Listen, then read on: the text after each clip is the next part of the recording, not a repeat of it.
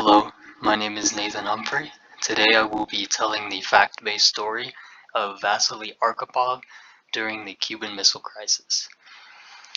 So, Vasily spent a large majority of his time working as a submariner in Soviet Russia. During his time, he sailed all across the world. He was in an incident called the K-19 incident, where a nuclear sub almost had a meltdown. And his newest deployment was no less stressful.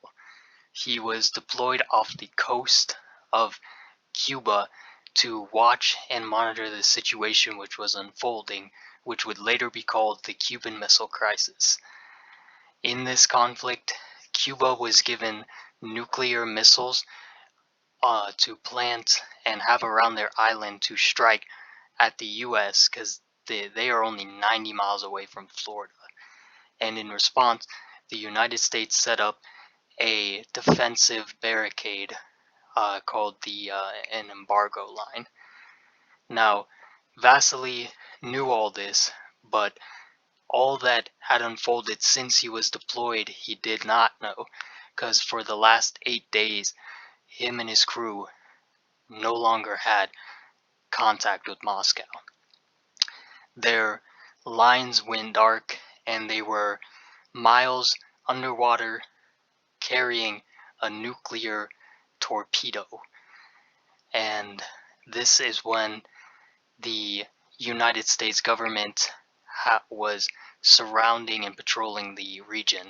So they did detect his submarine that he was in, and not knowing that it was carrying nuclear armaments, they signaled and deployed depth charges to try and make the submarine go to the surface.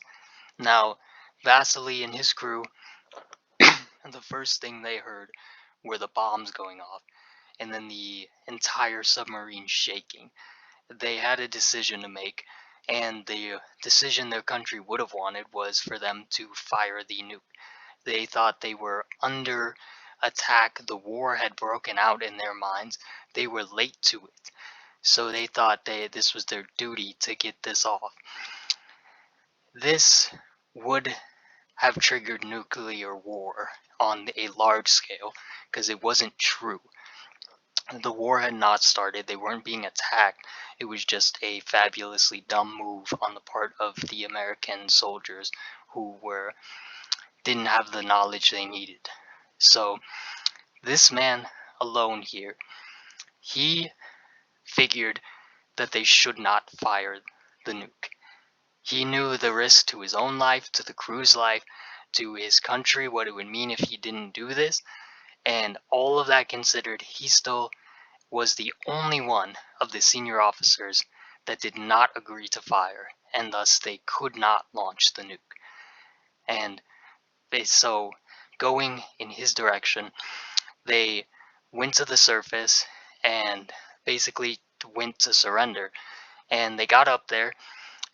Most of them thought they were going to be fired on instantly. They thought the war had started.